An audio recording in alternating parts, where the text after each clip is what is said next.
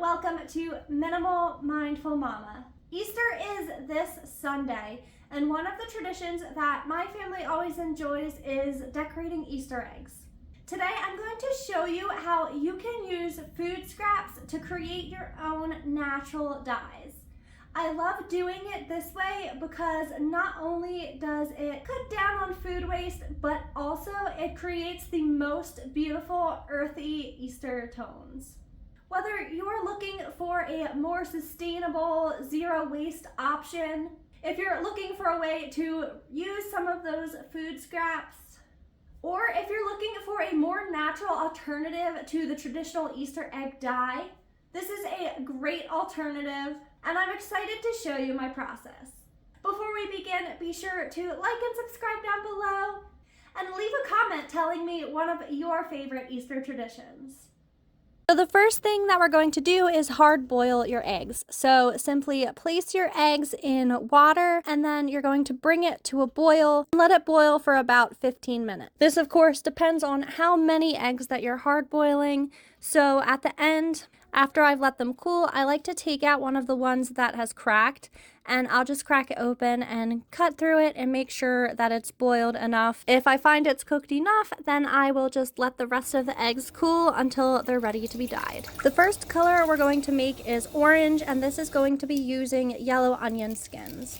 So add some water to your pot and then you can remove these skins, or if you have them saved, add that to the water as well. And we're going to bring your yellow onion skins to a boil. You can kind of press them down to make sure that they're submerged. And then we're going to let that cool. I've saved these egg dyeing cups from previous years when we've bought the store dye because they're the perfect size and just convenient to use. They're easy to store away and reuse every year. Once your yellow onion skins have cooled a bit, you're just going to pour the colored liquid off into one of your cups. I did not match the color of my dyes to the colors of my cups, but hopefully you can do better. Whatever remains, you can easily compost. Next, we're going to make a beautiful blue color using purple cabbage. You're just going to chop your cabbage into manageable pieces. You don't need to use your whole cabbage, so if you have end pieces left from a dish that you've cooked, this is the perfect way to use it. Once you have it chopped, you can add it again to the pot and then pour in about a cup of water. Bring this to a boil, and once again, you can let this cool. You can pour the colored water into your egg dyeing cup, and then whatever remains, you can add to your compost. Our next color is going to be a beautiful pink using beets. Now, I didn't have any beet ends saved, so I just used one whole beet. But if you've saved the ends from beets over time, then definitely you can use those as well. Simply chop them, add them to the pot, and add again about a cup of water. It's a pretty similar process regardless of the color. You just change the vegetable that you're going to be using.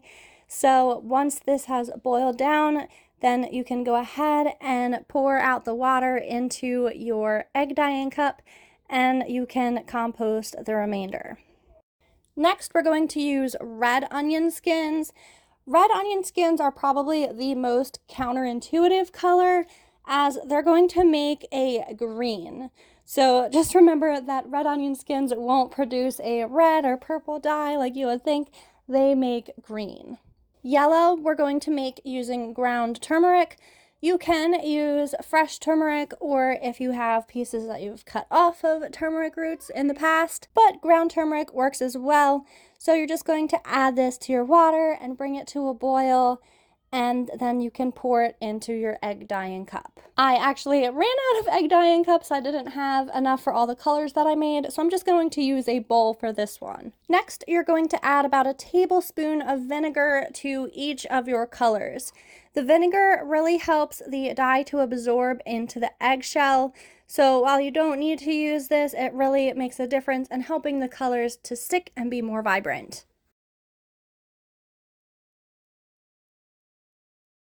Now your egg dyes are ready to use, just as you would any other traditional egg dye. You can dip your eggs in, and the longer that you let them sit in there, the brighter the colors will be, and then let them dry once you get them out, and they will fade into these beautiful colors.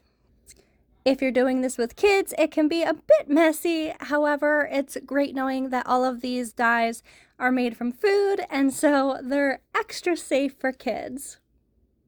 They also tend to not really stain clothing or other items. It's highly washable, and so it's another great benefit of using these natural, made from food egg dyes.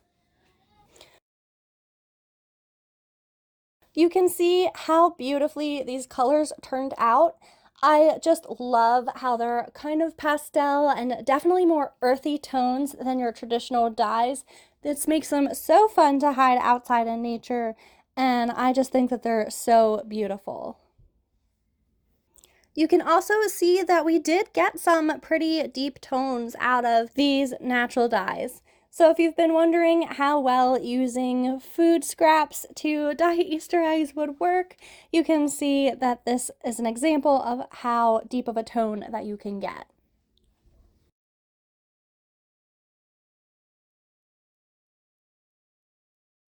Thank you guys so much for watching. I hope you enjoyed today's video. Let me know in the comments down below if you're going to be trying to create your own natural egg dyes this year and what colors you're most excited to try. Be sure to hit that like and subscribe down below.